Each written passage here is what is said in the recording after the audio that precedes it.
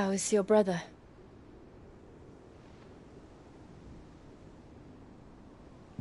Asleep since I returned from the Dominion. Taya says he should be back on his feet soon enough. For a while, at least. She discovered something on his chest. A swelling, circled in stone. The curse.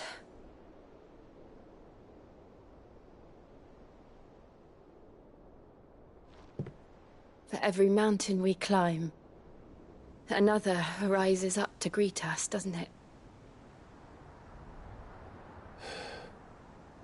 It's never ending.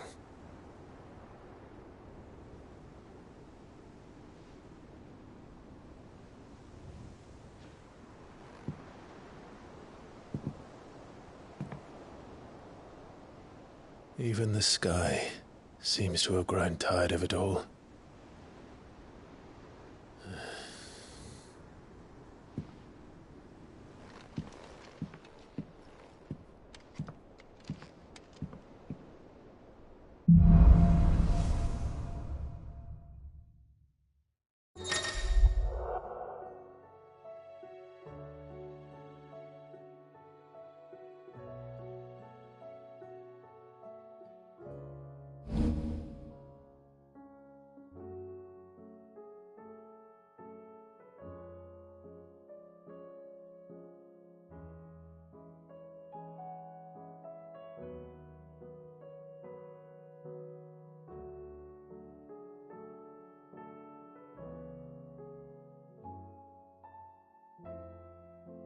Taya won't be happy if I disturb Joshua.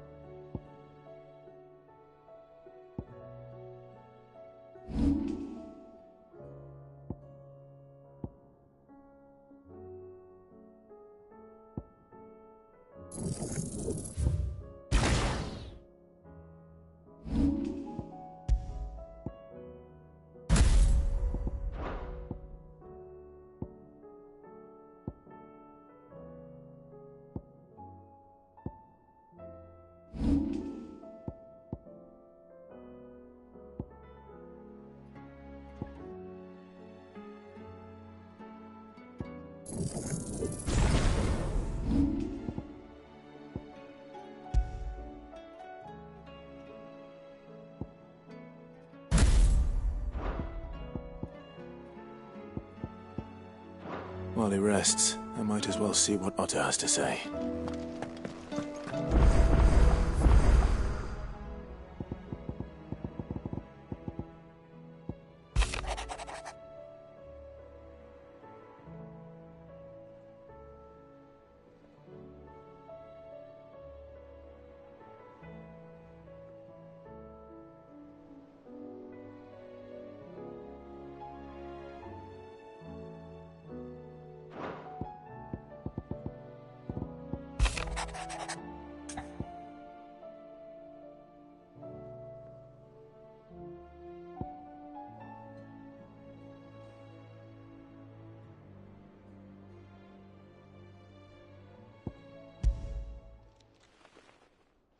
Hopefully it's nothing. But I should speak to Blackthorn just in case.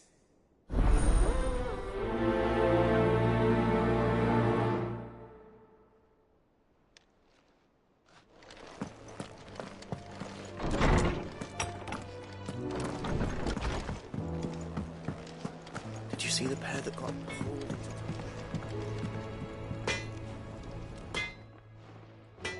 Blackthorn, do you have a moment? Not really, no. This won't take long. I just wanted to ask how you're getting on. August was worried about you, that you might still be doubting your craft, even after learning the trick of that cuirass. Is there something else weighing on your mind? Perhaps sharing your thoughts might help. That bastard's like a dog with a bone.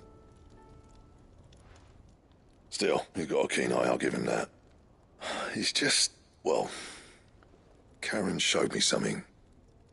Something I've never seen before. And that was? A sword. An odd-looking thing with a single edge blade. The metal itself wasn't anything to write home about, but fuck me, the edge on it. You could slice a man clean in two with a weapon like that, and he'd be halfway home before he even realised he'd been cut. So that's what's troubling you? No. Not troubling me exactly. More distracting. Can't stop thinking, how do you get an edge that sharp? It's driving me mad. And if you knew how to do it, we could arm the curse breakers with even better blades. That's about the size of it, yeah. I'll see what I can find out. Sharper swords are always welcome. And we can't have our master blacksmith being distracted. You're a soft touch, you know that. But I can't say I'm not grateful for it. Good luck, eh? Thank you. Let's see what Karen knows about this sword.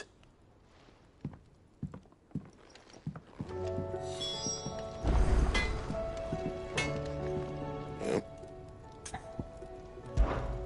What do you want?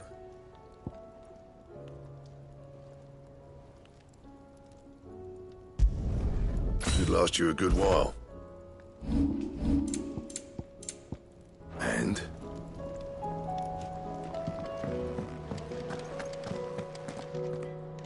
Thanks for not leaving me in the Dominion. If you hadn't come back, I might still be stuck there. I told Nan we flew back on the Phoenix, but she walloped me for telling fibs. Can you tell her it was the truth, Clive? You're looking well, Karen. What do you want? Out with it. I want to know about the sword you showed Blackthorn. Single-edged and extremely sharp. Running around after him again, are you? I suppose I am, yes. But I need to help him find out how to work an edge like that. It's driving him to distraction. Little wonder, I suppose. There's not many like that make it as far as the twins, and those that do go straight into private collections. which made it nice and easy finding a buyer. Can you tell me who bought it? Where is it now? You think I tell people who my clients are? Suppose you're not likely to go nicking him off me, are you now? Fine. If you stop mooning at me like that. Lord Ignac's the man you want. Delmechian bloke. Collects weapons and the like. And he's got more money than sense, which is why he's one of my favourite clients. Reckon he'll still be at the inn in Dalamil, where I left him. Thank you, Karen. Oh. And he's a touch eccentric. If you take my meaning. I appreciate the warning.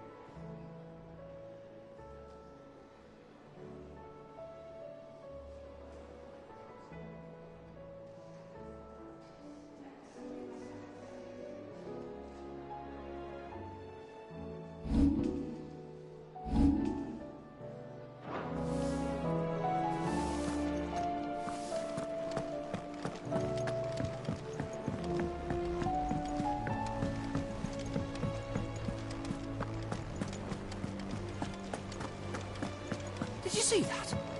Tell me you saw that.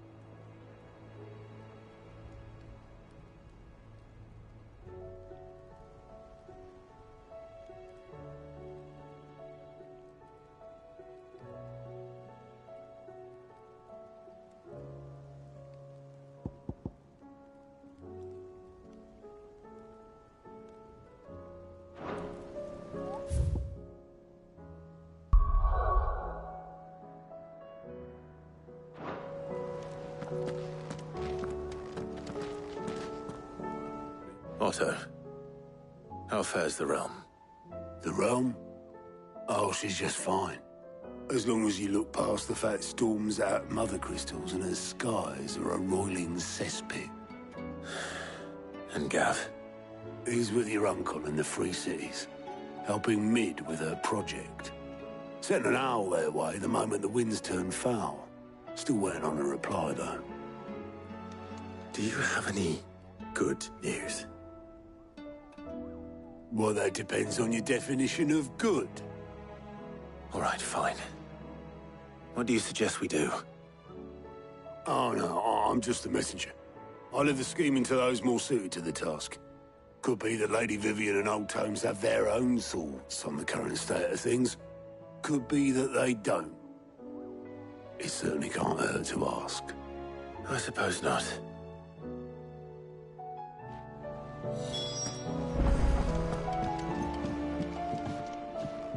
How is it that every one of your little excursions presages some inexplicable catastrophe? Not that you are to blame for the Dominion's fate. No one could have predicted the actions of the Crown Prince. I'm sorry I couldn't save your home. My countrymen are stronger than you think. A few toppled clock towers won't break their spirits. They'll be back on their feet in no time. I hope so. Look at us. Bluer than a pair of bog crabs. Tempting though it may be, sulking will not help us find a solution to this mess. You believe there's one to be found? I don't know. But I am certain we're more likely to find it if we first examine the facts.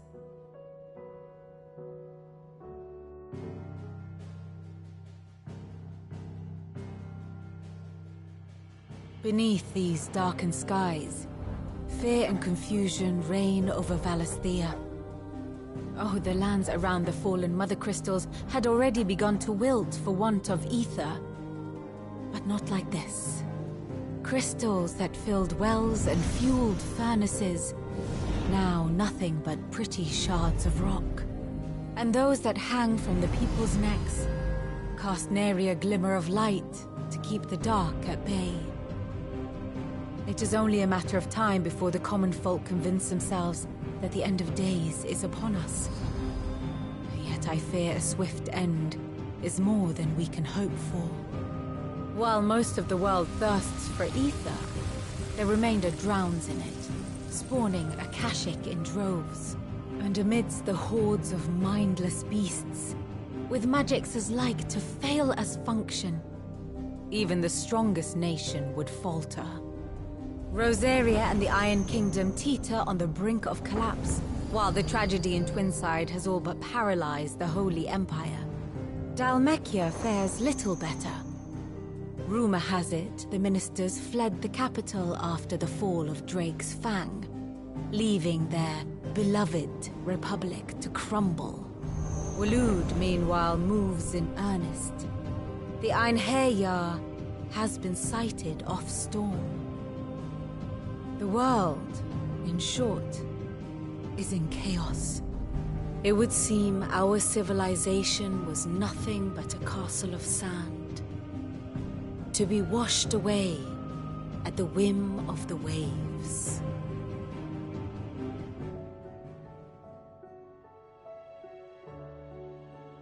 A castle of sand. Not my best flourish, but it seemed fitting. The reports I've received are considerably more blunt in their appraisal. Without the protection of their nations, it will fall to the people to defend themselves against those who would take what is theirs. Which is only ever going to end one way. Defending a farmhouse against a band of chocobo thieves is one thing, but pitchforks and palisades will do little to stall an army's advance. Should the King of Waloed deign to invade, there would be none to stop him. None but us.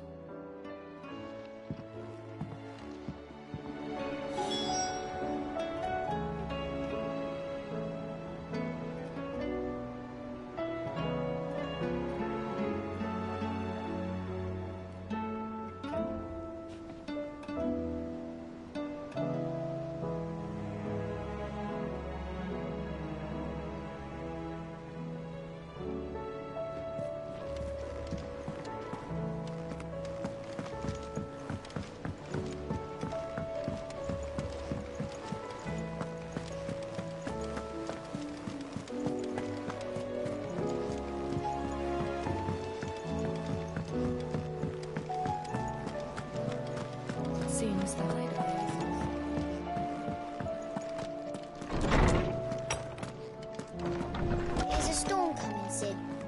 Will there be thunder?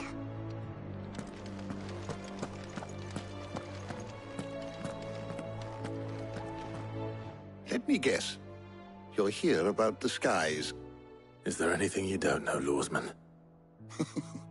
It doesn't take a court astrologer to augur the obvious. As for what has disturbed the heavens, that, I believe, is a question the Fallen might be better placed to answer than I. And on the 6th day did the gods tear the sun from the firmament, visiting darkness upon their prideful sons and daughters. But I dare say you remember your childhood lessons on the sins of Zemeckis only too well. You think they're connected? That Ultima was one of the gods responsible? Well, he has certainly exhibited powers that we mortals would associate with the divine. There is nothing divine about him. But he wouldn't be the first god of whom that could be said, now would he? Yet for all the fairy tales that tell of the sins, there is almost nothing in the way of actual historical accounts. Had I the Journal of Moss the Chronicler, I may have been able to tell you more, but alas, I fear all remaining copies have been lost to time. You will forgive me, I hope? Certainly not. Because there is nothing to forgive. Even without this journal, you've provided us ample wisdom. And we will always be grateful for it. Perhaps Otto will be more inclined to share his thoughts when he hears what the others had to say.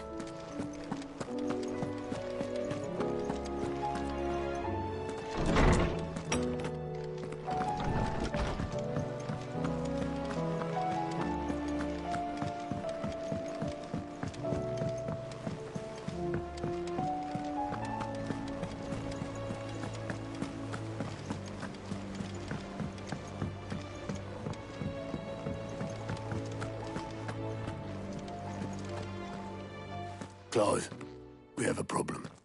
Only one. That would be a first. It would. Actually, there are 3. We had as many owls arrive while you were at the shelves. Martha's got a Kashik out her gates, and talk of monsters roaming the hills outside of Northreach has put the wind up Isabel and her lot.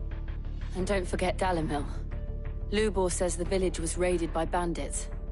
When it rains... It fucking pours. The curse breakers are spread thin, taking stock of the damage in the Dominion. And even if I could get word to all of them, I doubt they'd get here in time to make any real difference. Which means there's only 2 people who can. Jill and I. Let them know we're on our way.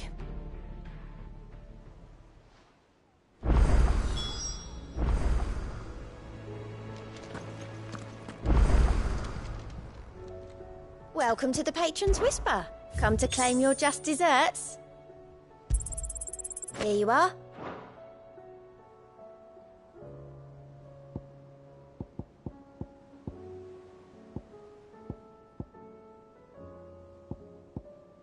Best of luck out there, Sid.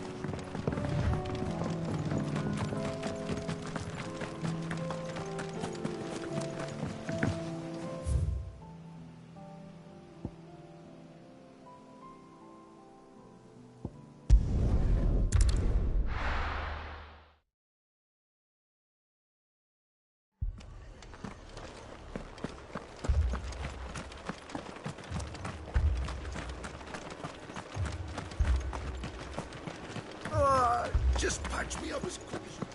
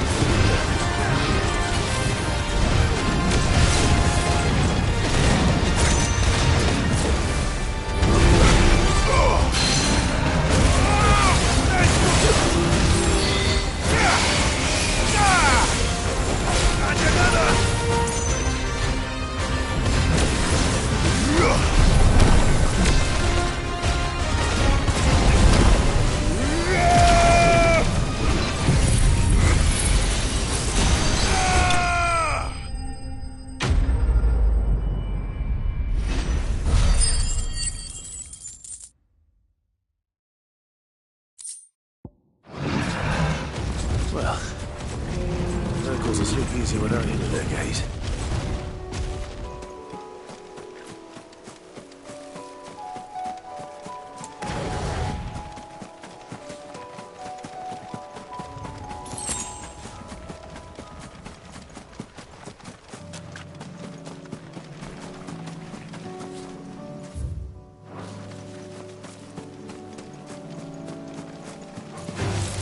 Just the one of you, eh? This one. There's more!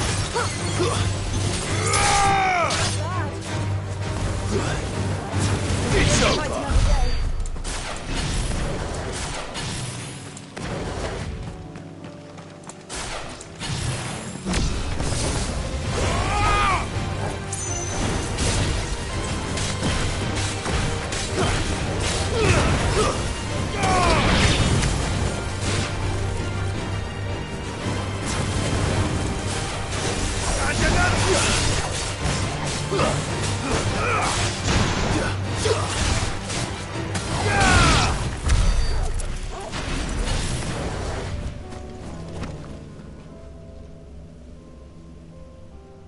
This one's awake.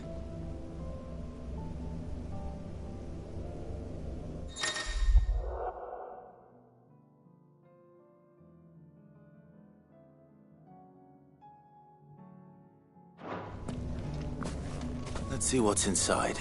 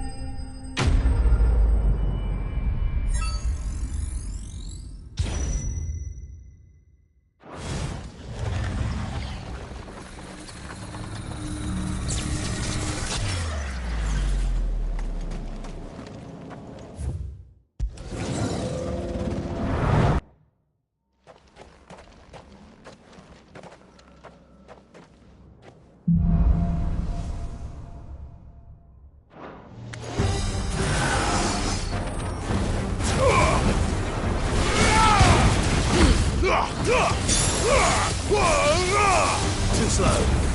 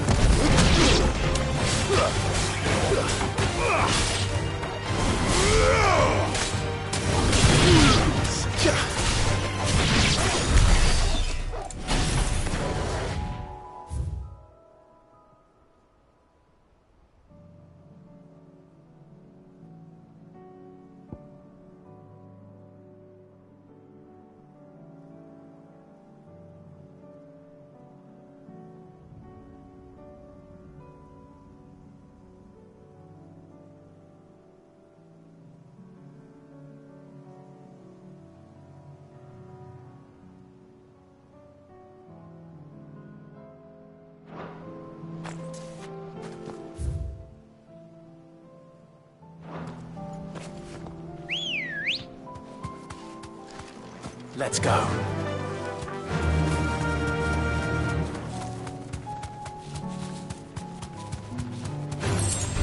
holding back.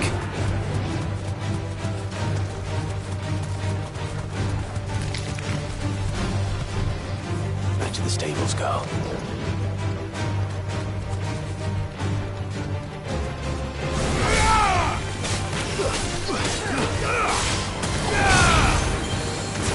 Awaken, wind!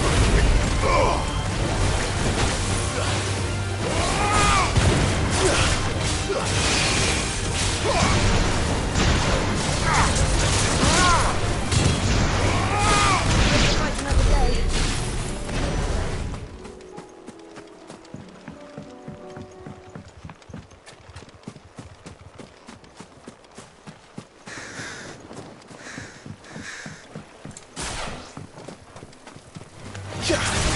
There's more! And another!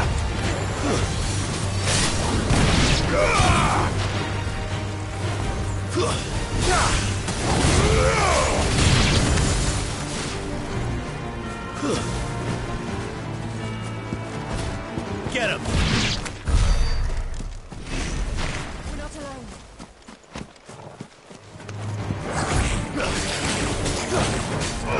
Awaken, wind! Let's try.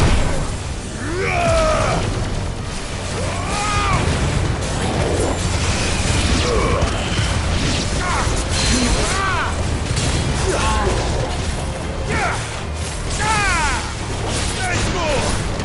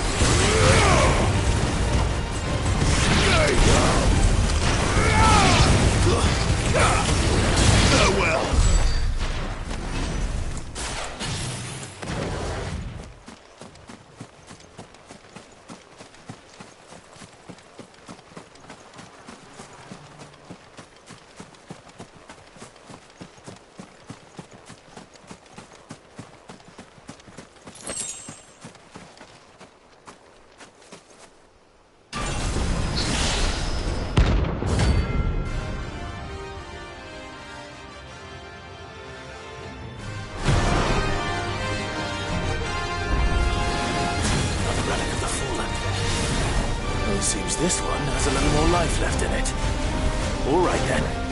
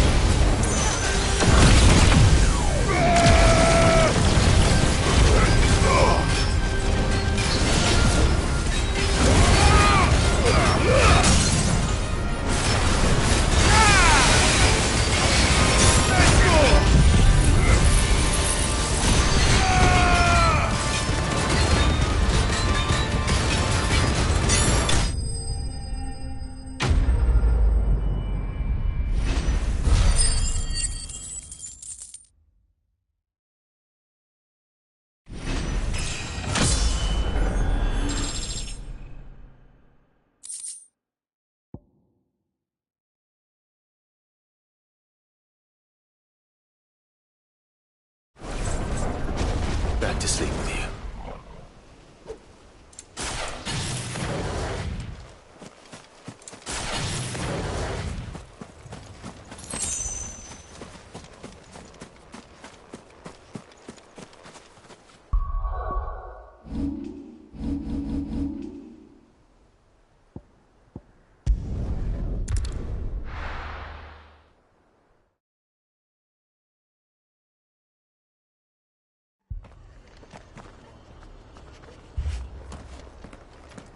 The Akashic attacked us out of the blue, and there's no telling when they might be back. You best keep that sword handy, Sid. This man's gonna die if we don't get him to a healer.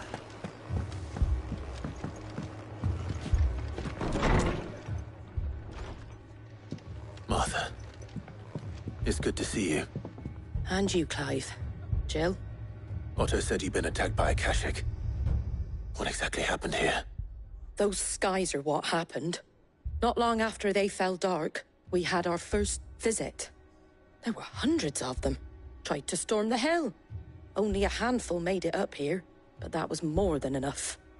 The rest are still down there now. And while we have a few willing fighters holding them back, they're sorely outnumbered. What do you think, Clive? That we join the fight. I thought you'd never offer. Now, where I need you is the Fallen Gate. That's where the fighting is fiercest. Let the men know you come to help. Something tells me they'll be pleased to see you. We're on our way.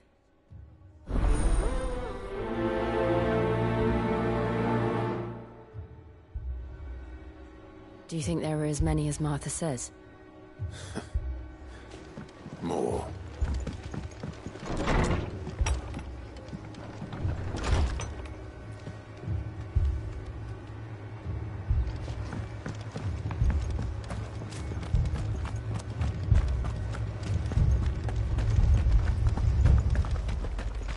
You don't think they've abandoned us, do you?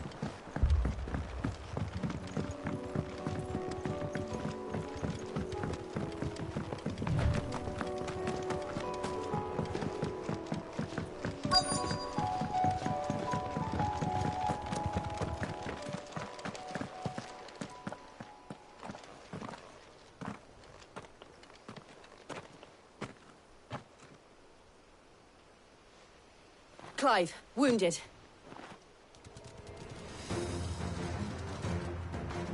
We deal with the Akashic first.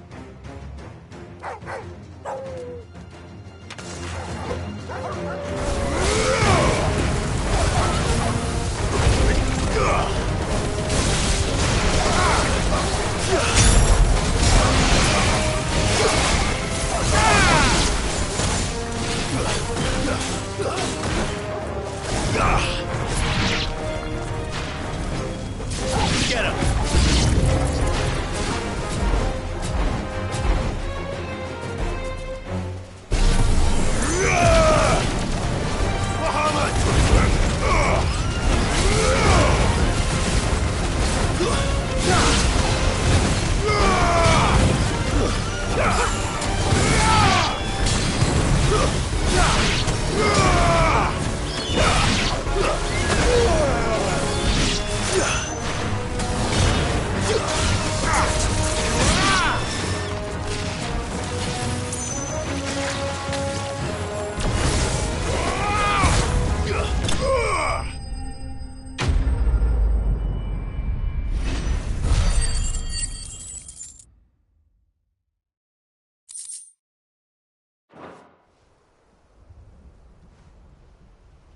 These men don't have the look of hired swords.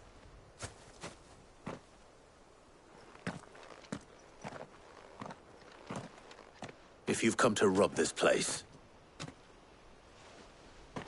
You are mistaken, my Lord Rosfield. We're here by Madame Martha's leave. how do you know my name? Forgive me, my lord. There wasn't time for introductions. We're with the Guardians of the Flame. Wade's men? But how did you come to be here? Where is your commander? Sir Wade left earlier with a scouting party to find out where the Akashic were coming from. Did he? Take your wounded back to the inn. Martha will see you're looked after. We'll join you anon.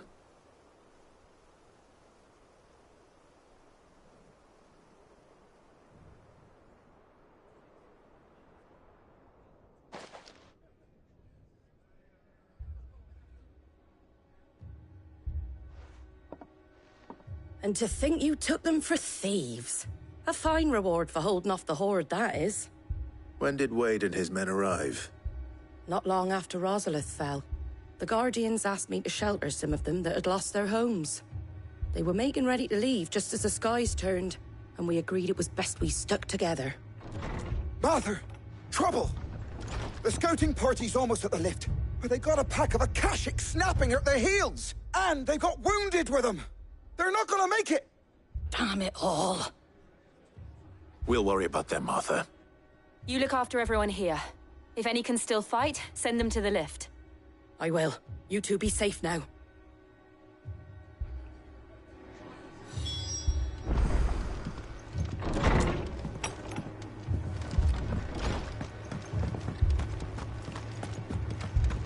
My brothers. Mad dogs. Alive.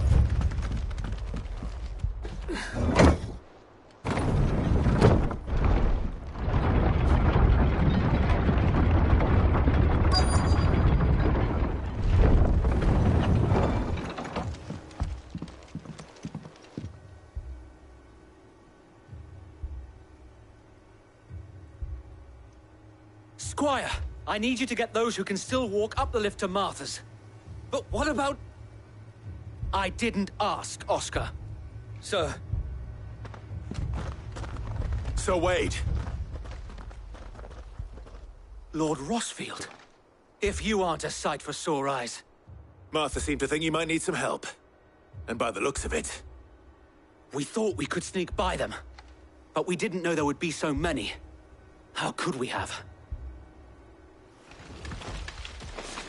Behind you!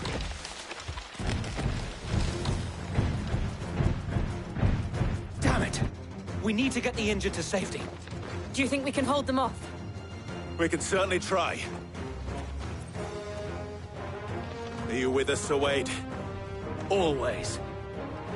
Then let's do our duty.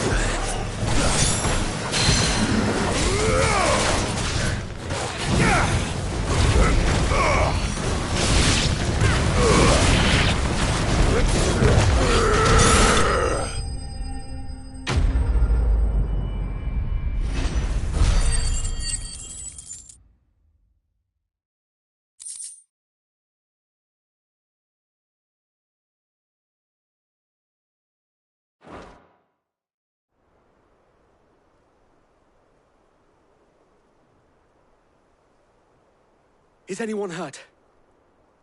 I don't think so. And yet again, you've pulled me from the flames. It's just a pity I keep walking into them. You've never been one to shy away from danger, Sir Wade. Like any shield worthy of the name. I see you're all in one piece. Martha! Is something wrong? The lookout saw smoke coming from down Eastpool way. Too thick to be a hearth. A second horde. Feel like finishing the job. Always.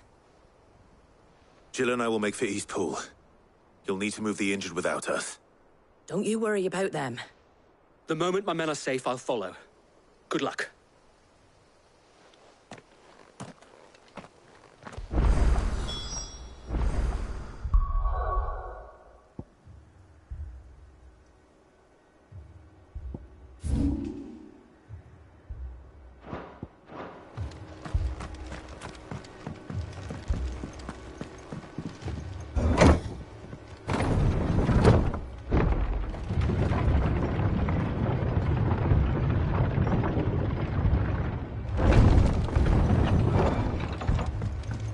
Mad dogs.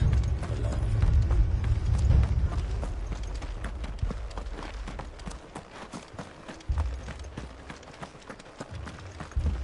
This man's gonna die if we don't get him to a healer.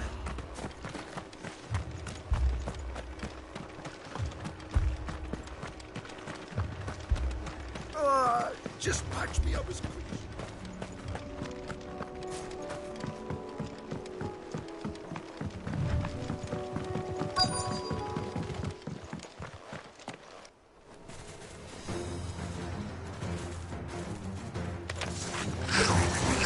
They're headed for the rest. We have to slow them down. Martha and the others won't be ready.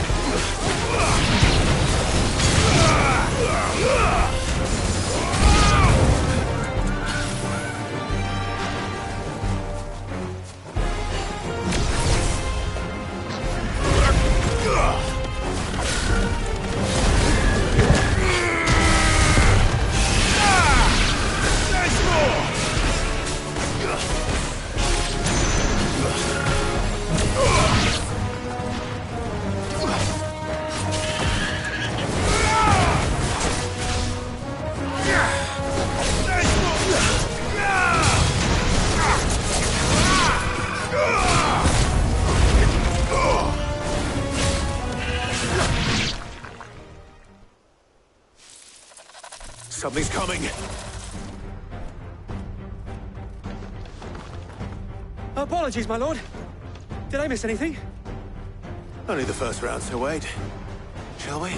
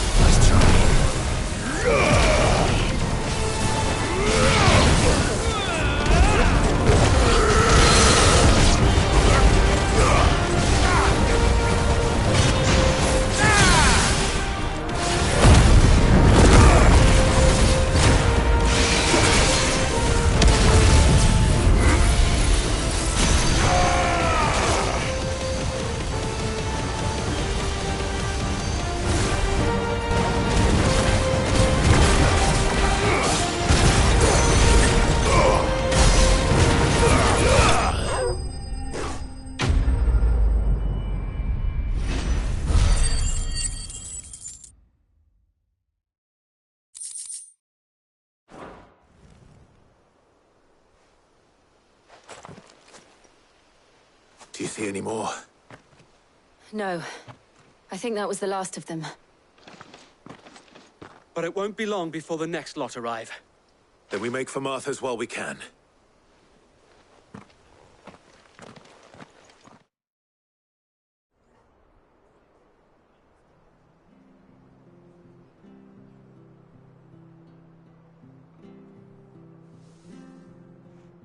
What did you find out there? The same as Sir Wade. Scores of Akashic. Well, wherever they came from, they're gone now. Our lookouts say the lowlands are clear. Hopefully we'll have enough time to lick our wounds. How many of your men were injured? A damn sight less than if you hadn't turned up. Thank you. It was a hard-fought victory. But as long as the skies remain dark, I fear the Akashic's numbers are only going to rise. It's not a matter of if the Horde will be back, but when. And whether that's sooner or later, we'll need to be ready. The inn here affords a good view of the land, and is easily defendable. I'd like to make this one of our outposts. What do you say, Martha? You'd have more men to guard the rest. Well, when you put it like that, of course they can stay.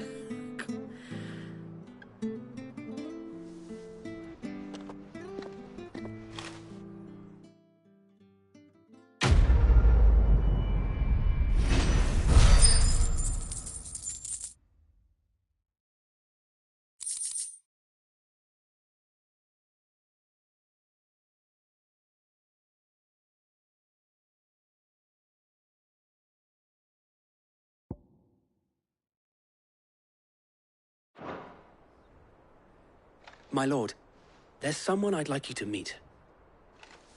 Oscar, over here.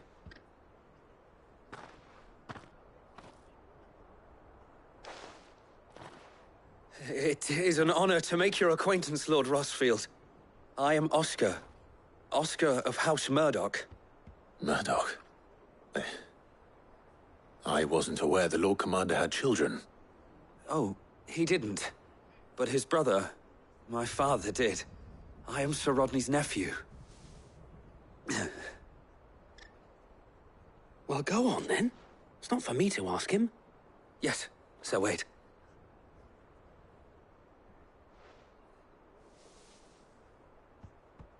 If it please you, my Lord Marquis, might you take me as your squire? I would learn the duties of a shield from the finest. I'm sorry to disappoint you, Oscar, but I'm a shield no longer. Nor was I ever the finest. And spending time in the company of an outlaw hardly seems a fitting education for one aspiring to take his oaths. My Aunt Hannah once told me that a man is not defined by his title, but what he does in its name. You have accomplished much since taking on the mantle of Cid, winning no little honor in so doing. And I would sooner serve under an honorable outlaw than an unworthy shield. Not that Sir Wade and the other Guardians are... I mean to say that, they're... It's all right. We know what you mean. There is only so much the boy can learn from me, my lord. But a squire... Would that really be so bad? You were a squire once. And I'm certain Sir Rodney would approve.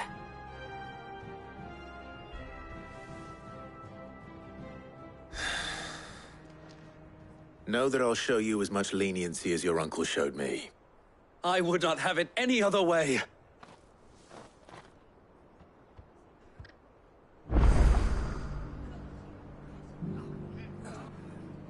I will not let you down, Lord Rossfield. You, or my uncle.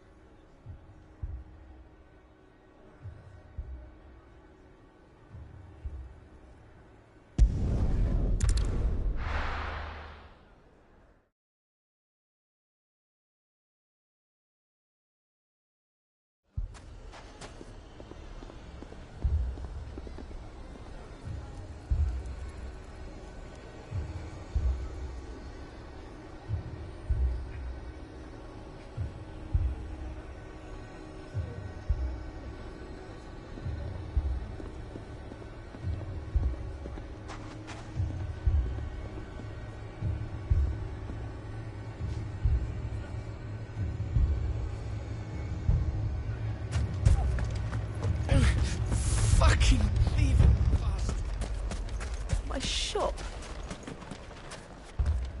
Why would anyone do such a thing? If I had my pickaxe, I would have...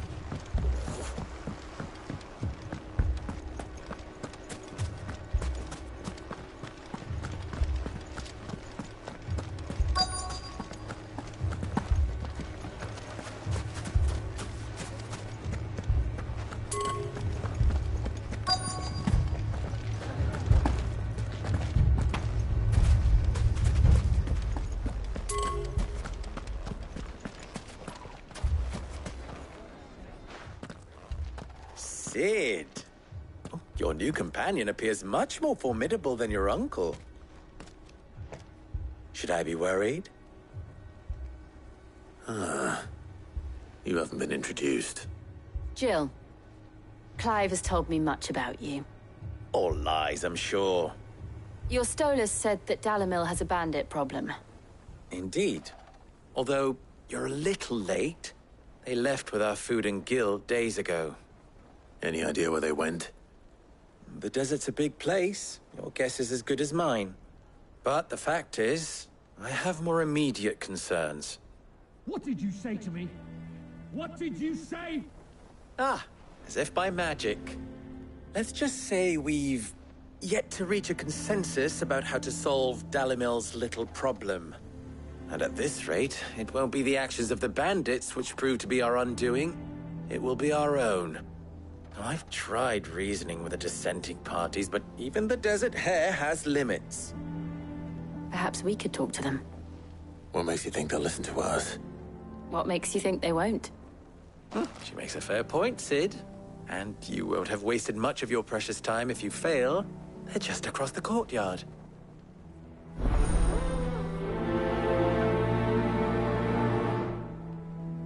Suppose we just follow the shouting.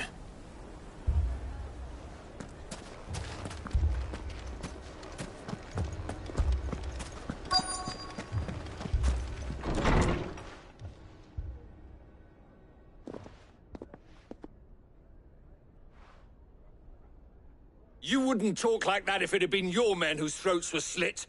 Blood for blood, it's the only way. We hire mercenaries and have them mount the bandits' heads on our walls as a lesson to the rest. And what happens when those mercenaries are slaughtered like your men? Are you going to hire more? We're better off using that coin to buy food and supplies. If we hire mercenaries, the only thing we're buying is the bandits' ire. And you cannot fill empty bellies with that. Do you hear me? But what happens when they come back? Maybe it'll be your throat that's slit. That's enough. Both of you. Any more of this and I'll throw you out myself. Come back when you're ready to talk like adults.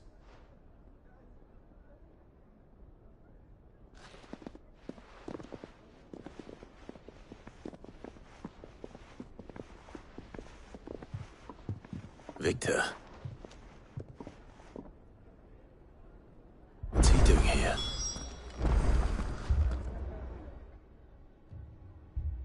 Sid. And Lady Jill. What brings you here? I was about to ask you the same thing. Costness is in chaos, and the markets have all but ceased to operate.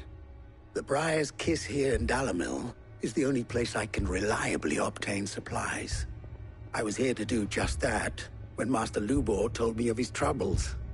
He thought I might be able to talk some sense into these fools. But if you're here, I suppose his patience must be waning. Who are those people? Those were the thorns in Lubor's side. And the reason this place might be headed the same way as Costness. It's these accursed skies. The darkness is enough to drive a man to madness. Or an entire city, for that matter. We're still working on the skies. But in the meantime, perhaps we can find a solution to Dalamil's problems. I hope so. For all our sakes.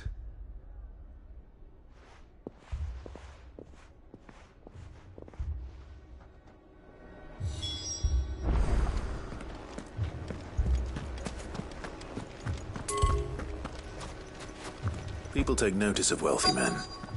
Shouldn't be too hard to track down Karen's collector. Haven't we had enough fighting? Welcome.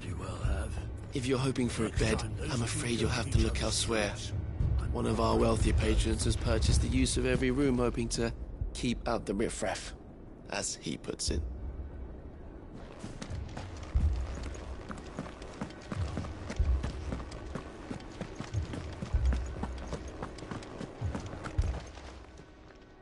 My reputation will be ruined! Ruined! Calm yourself, Lord Ignac, I beg of you, before you do yourself a mischief. Pardon the intrusion, but... Out! Get out! I paid for these rooms so I wouldn't be disturbed. Leave me be!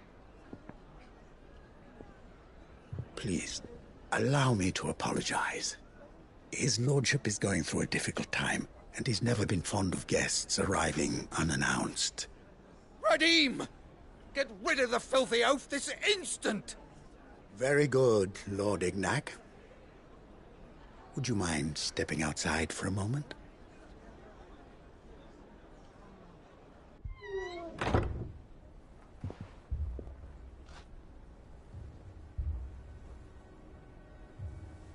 I'm sorry if I've caused you any trouble.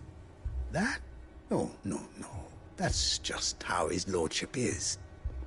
Though the morning's events have left him somewhat fractious. He has been dispossessed of his luggage, you see.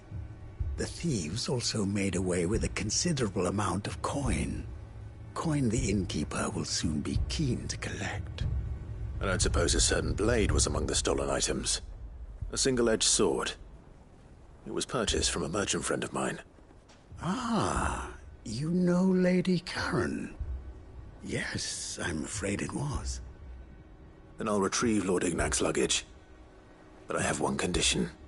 You have but to state it. You are welcome to anything that is within my power to grant. I want an audience with Lord Ignac. A few minutes should be enough. Then I'll be on my way. A condition I would be a fool to refuse. Of course, you shall have your audience. I don't suppose you saw where the thieves went. I did not, no. Though some discreet inquiries made on his lordship's behalf mean that I know where you might find them. The bandit's bed. Every ill-gotten coin in Dalimil is said to pass through that disreputable corner of the Valcroy. And that's where I'm heading. I shall speak to Lord Ignac in your absence, and arrange for an audience upon your triumphant return. That will be very kind of you. Farewell, and best of luck.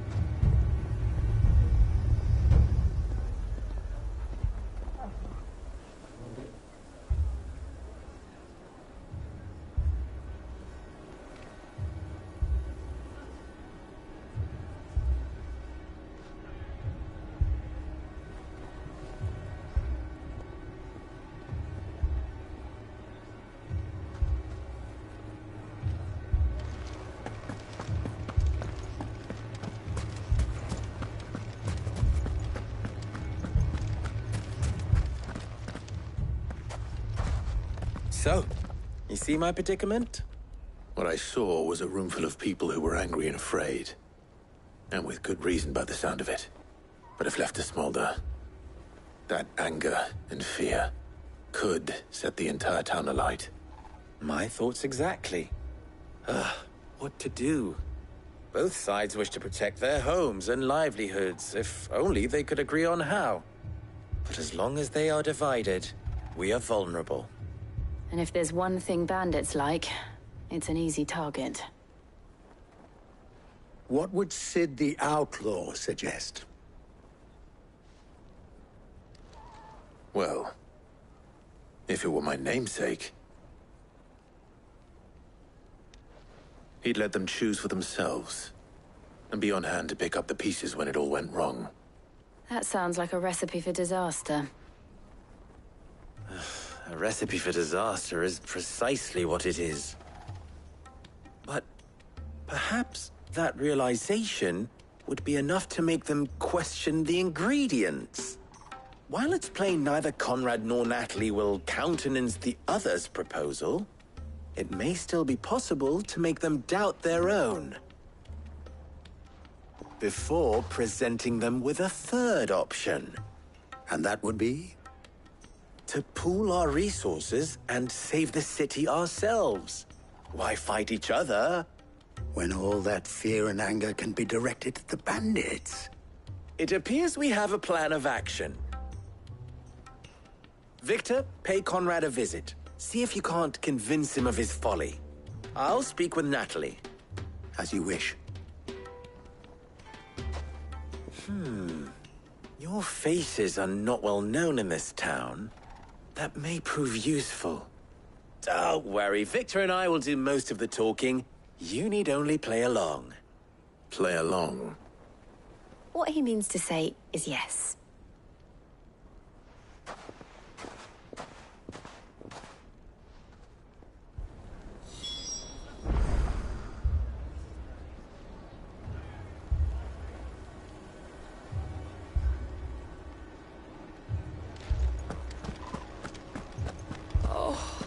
I'm ruined. Mummy, I'm scared. I mean, it may still be possible to buy something, and we may yet be allowed to keep it. Yes, but... Here he is now. Natalie, allow me to introduce Lord Underhill of Randalar's prestigious League of Merchants. Lord Underhill. At your service. Underhill? I was just telling the good lady of our conversation, my lord, and how you were lamenting the state of the capital's stores. Lubor says that not only are the granaries almost empty, but that war and the Blight mean this season's harvest won't be enough to fill them for winter. Indeed, certainly that is the case. The nobles in the capital are buying up the city's stocks of barley and wine, driving the prices higher than most commoners can afford. It is only a matter of time before the peasants revolt. It is worse than I thought. If what Lord Underhill says is true, I fear we have little hope of supplementing our stores, meager though they regrettably are. And while I applaud your endeavors to dissuade our more bellicose citizens from seeking vengeance, I sense Conrad is not wrong in his assessment of the bandits' likely return. Which means that now, more than ever, we will need to secure what little we still have. Food, weapons, herbs, everything. If our humble town is to endure not only this hardship, but those that are certain to follow, we must stand united. All right. If it will help to protect my home, I'll do it. But you needn't have gone through this charade.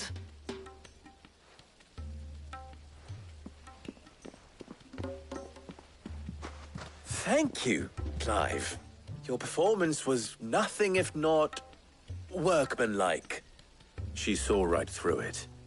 I didn't say it was good, merely that it produced the desired effect. Now, my scouts should be returning shortly. Meet me back at the Briar's Kiss, and we shall see what we face.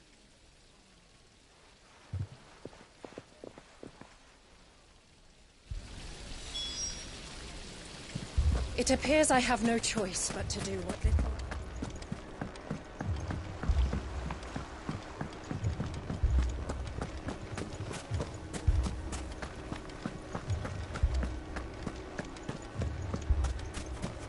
Picture it, Conrad.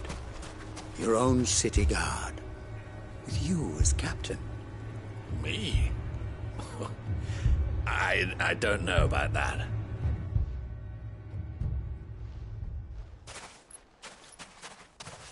Ah, here she is.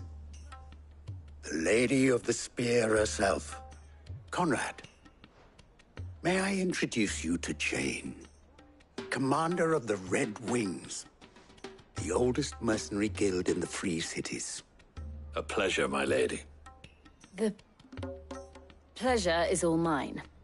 As I told you, I summoned the commander here from Canver to inquire about a contract. Victor says you told him no. That there aren't any men left to hire. Is that true? True as the crystals cracked. Nobles came and claimed every last one worth his salt. And not just from us Red Wings. You know of the 7 high houses. There must be 2 swords assigned each one. Granted, we have a few boys left. If it's boys you're looking for. Well, Conrad, are you saying that Dalamil's finest cannot defend this town better than a gaggle of unblooded striplings? That a band of beardless youths could better avenge the deaths of your brave men than you yourselves? Absolutely not. We'll show those bastards who they're dealing with.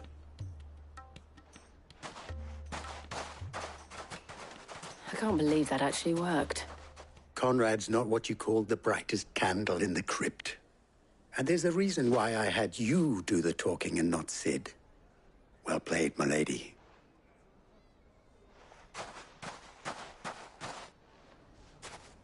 I'm not convinced our roles in this ruse were entirely necessary. I don't know. Conrad seemed quite taken with you.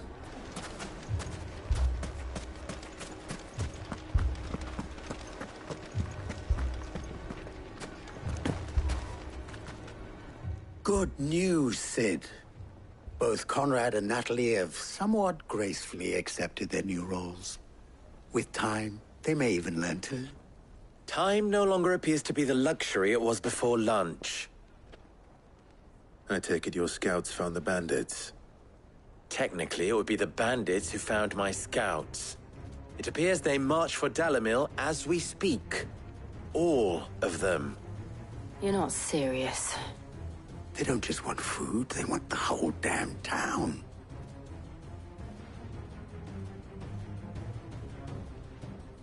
I have a favor to ask. I'm told the bandits march in 2 groups, one from the south and one from the desert, in a move doubtless intended to stretch our already gossamer-thin defenses. Very well. Jill and I will meet those from the desert. But what of the rest? The rest, my friend, the city shall fight. Together. The stakes, I concede, are high. But if this does not unite Dalamil, nothing will. That is a lot of faith to put into those who had their hands around each other's throats but a moment ago.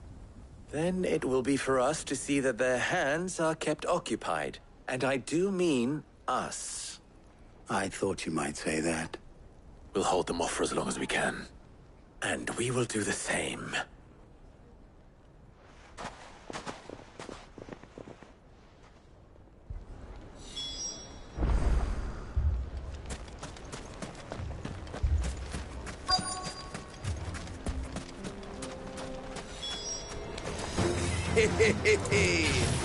The women folk have come to welcome us.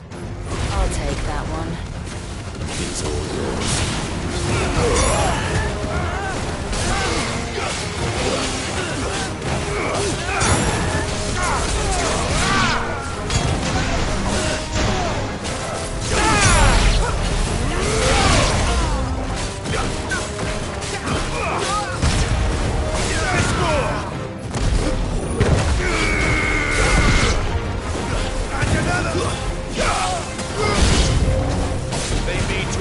help us.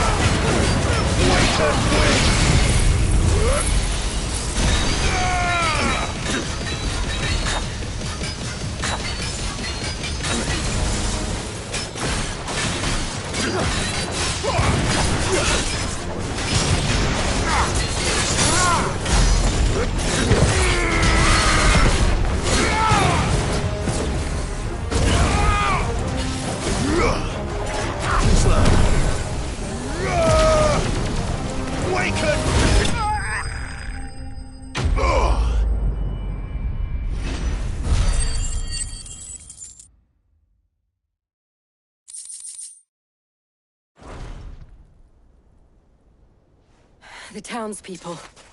Could they have held out? I don't hear any fighting. What do you think?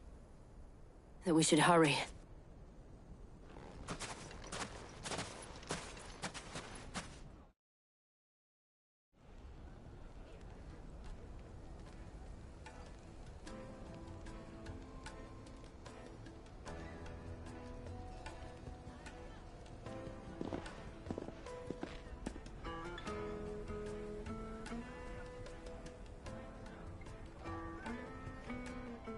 Natalie, I owe you an apology.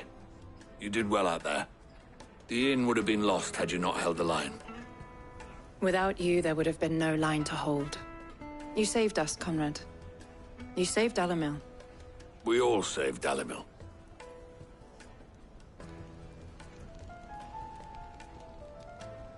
Conrad.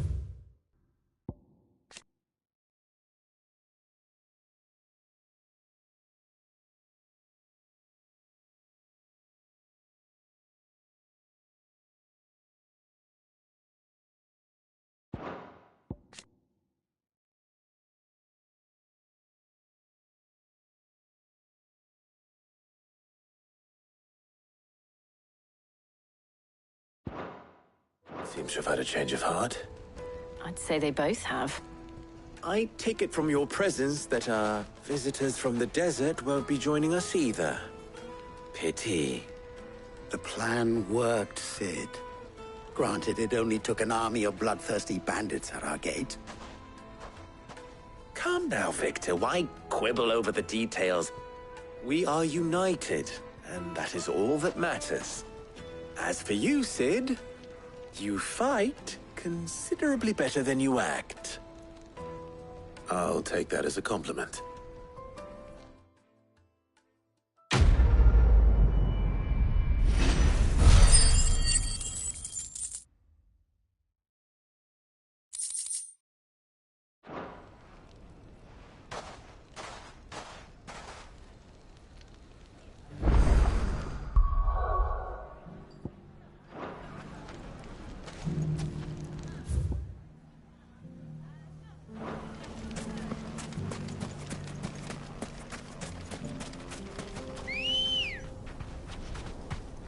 Let's go. Faster!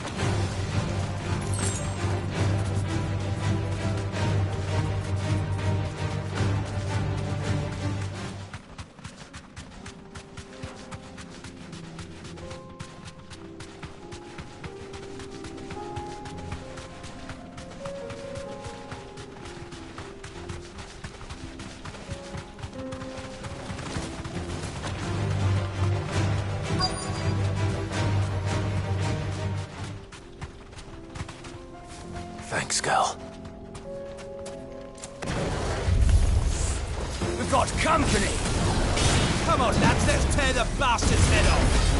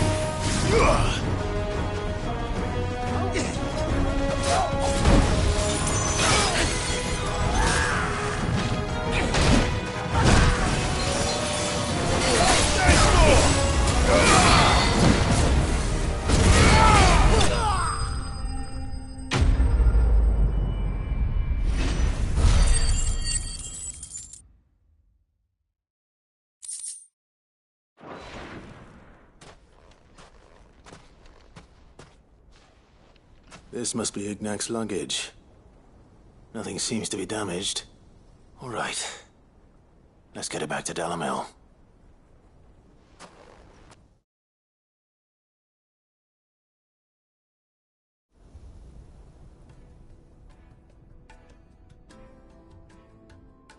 I hear I have you to thank for the return of my effects. What shall I call you, my good man? Wyvern. Glad to make your acquaintance. A formidable name indeed. Well, Wyvern, I appear to be in your debt. Redeem here tells me you wished for an audience. Is that all? A few moments of your time should suffice, yes. You're a peculiar fellow, Wyvern. All right, speak.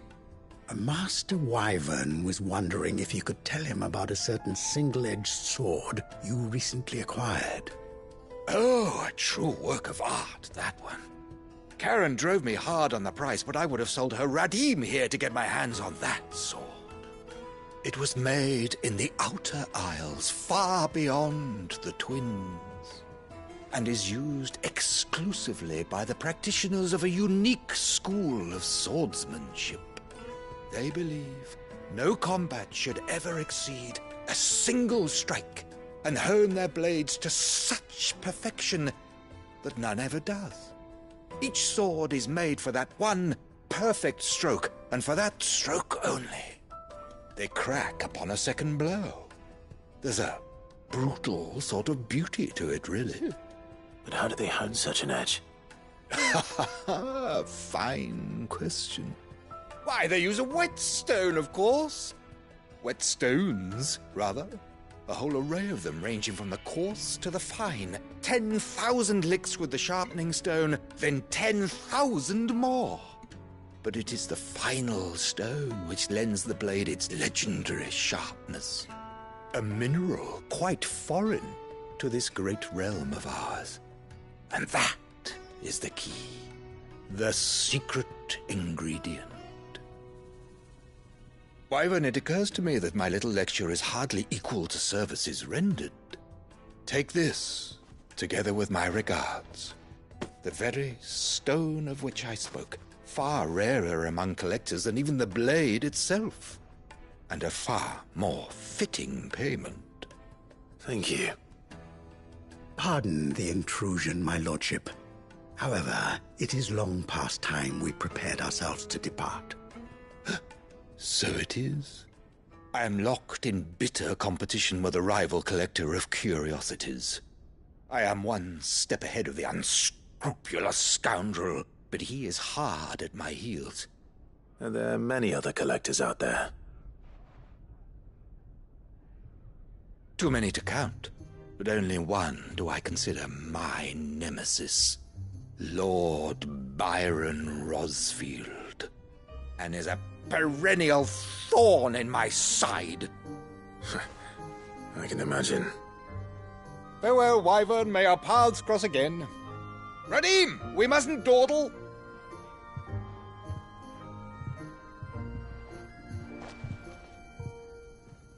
I think his lordship is rather taken with you, Master Wyvern. Thank you again for your assistance. Coming, my lordship. I'll be right there.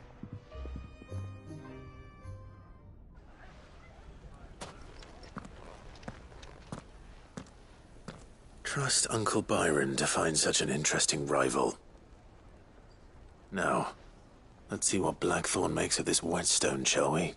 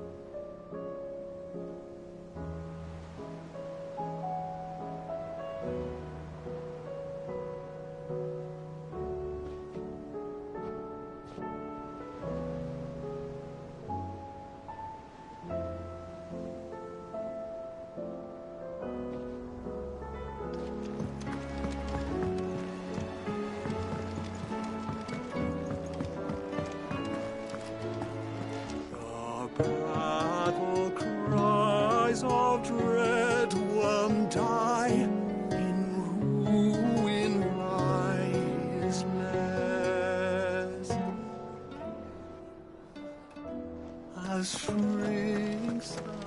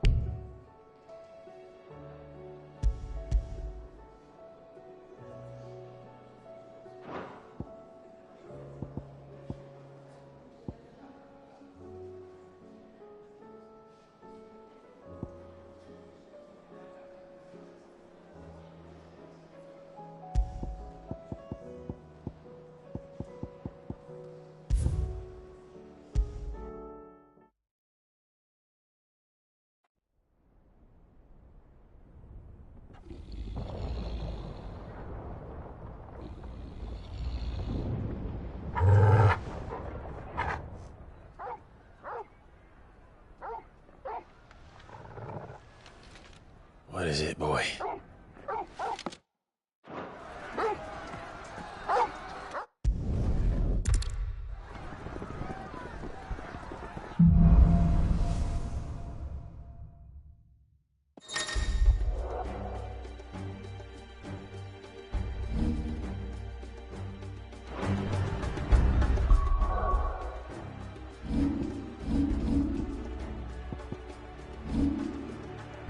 The city's on fire.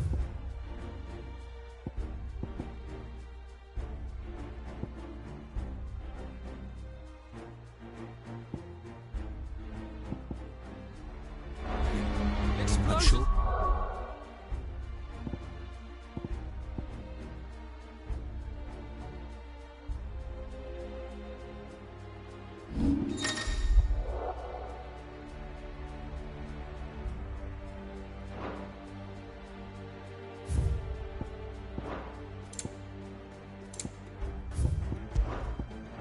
Lutz is fine. We're under He'll be attack! making for the square.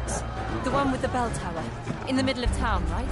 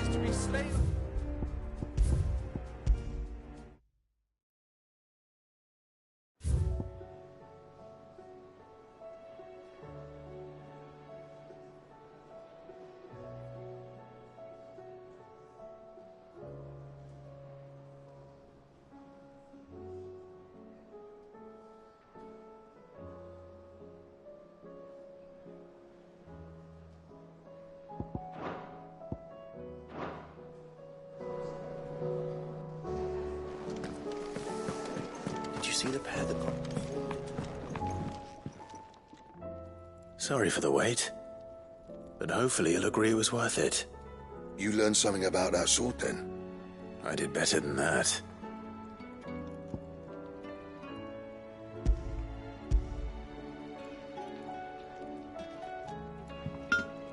A whetstone?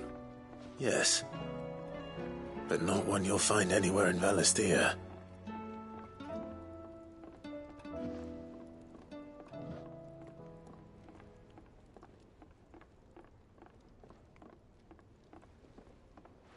No wonder I couldn't get the same finish on the grinding wheel.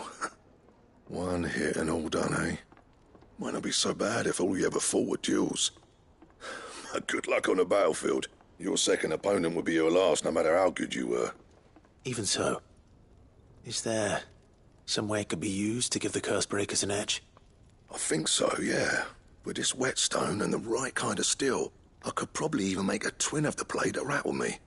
But there'd be no replacing this little rock once I worn it down to a sliver. I reckon we get a dozen swords from it, if that. Swords that the curse breakers wouldn't know how to wield properly, and that would see them through a single fire piece. Nah, no point trying to copy that thing. Be about as much use as a wax anvil. But finishing our blades with a whetstone this fine, now that's something to consider. And what's finer than fallen masonry, eh? Or more hard-wearing, for that matter. Just imagine it. Good Valisthean steel with an edge as sharp as any found in the Outer Isles. I won't make a copy, nah. I'll make something much better.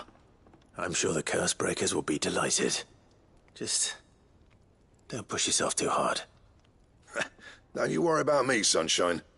I've been working day and night since I was half your age, and I'll still be here when you're long gone. Hey, thanks, Clive. I mean it. I owe you one, August too. It's good to know someone's looking out for me. You'll be happy to hear you said that. And I'll see that my debt to you's paid. First new blade I make's got your name on it.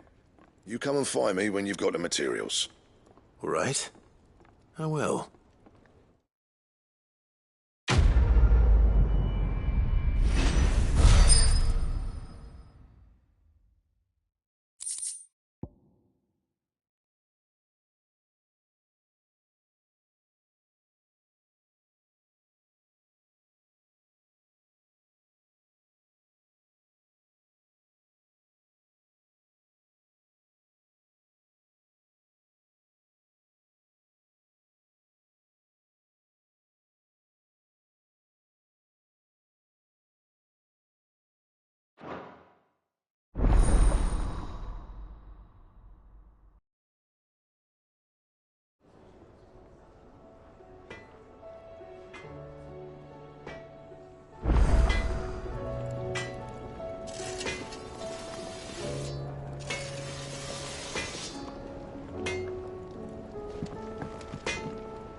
What do I owe the honor?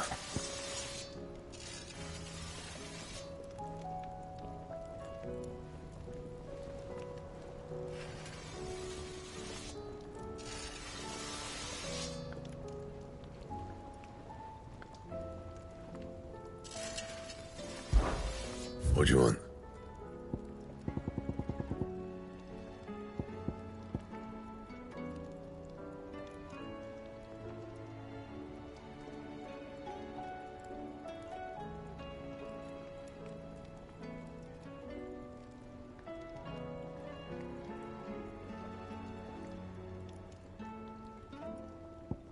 Anything else?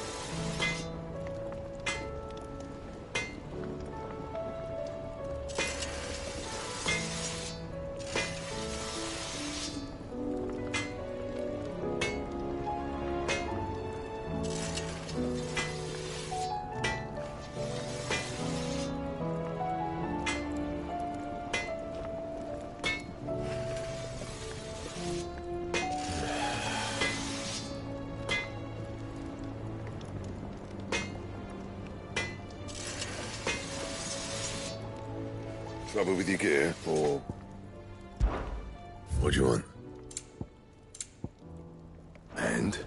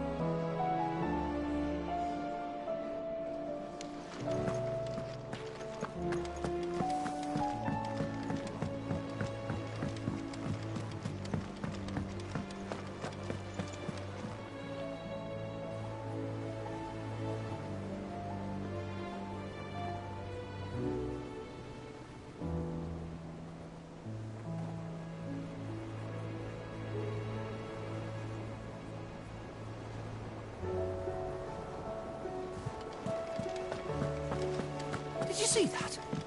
Tell me you saw that.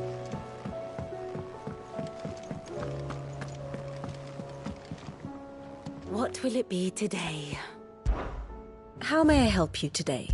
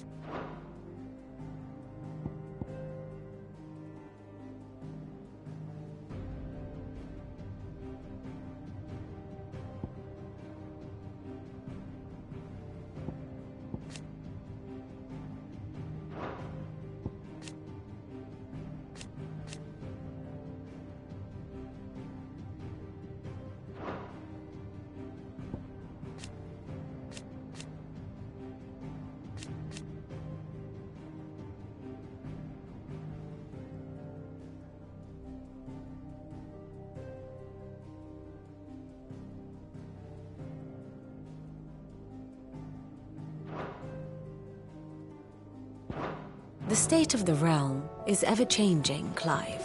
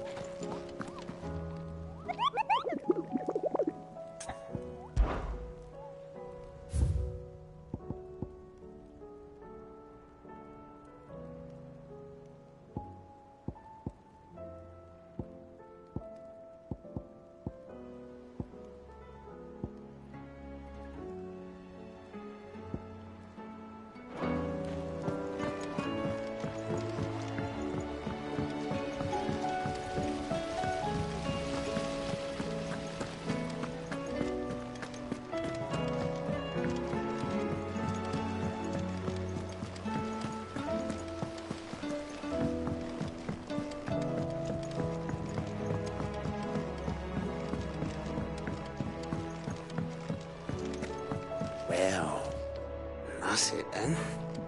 Here, Sid. Reckon you might be just the man to help me out of a bit of bother, if you've a mind to. Let's hear it. Well, it's about this alembic the chief's got me making. Lovely bit of kit it is. Bung in a solution you want splitting, and it will separate it out, just like that. Problem is, it won't always get rid of all the impurities. And with some of the stuff we need it for, that ain't good enough. Which is why I've been looking for something to filter the liquid we'll be cooking off. And that's where I was hoping you could help me out.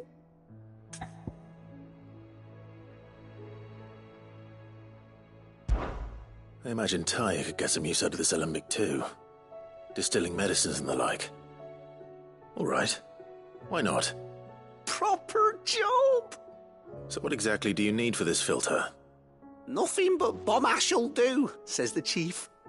Gave me a sample she'd obtained from the university stores. Couldn't believe my eyes. You pour the blackest blight water through it, and it comes out clear as a mountain stream. So, I did a bit of reading about where I might be able to get hold of some. And do you know what I found out? It's only the blimmin' bones of a bomb king. They leave them behind when they die, see? I take it that's where I come in. If you wouldn't mind. I saw a billet on the hunt board for one just the other day. Would have gone myself, but, well, fighting dirty great balls of flame ain't exactly my forte. You, on the other hand... All right. I'll see what I can do. Thank you kindly. And a good hunting, eh?